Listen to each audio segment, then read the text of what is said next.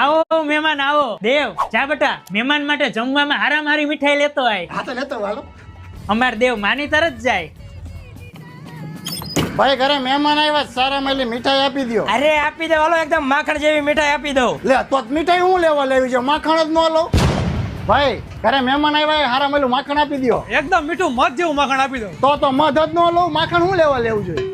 ઘરે મહેમાન આવ્યા, હારા મેલું મધ આપી દો. અરે ભાઈ આપી દઉં તમને, એકદમ મસ્ત પાણી જેવું મત. તો પછી મધ હું લેવા લેવું છે, પાણી જ ન લઈ લો ને પાણી નથી, ઘરે ગોરા ને ટાંકા ભર્યા હે. અલા ખાલી હાથ કેમ આવ્યો? મીઠાઈ લઈને કેમ નો આવ્યો? ના પપ્પા, એમાં થયું એવું ને કે મીઠાઈ નું માખણ ને માખણ નું મધ ને મધ નું પાણી થયું તે. મારો દીકરો, મારું લોહી, મને તારી માથે ગર્વ છે.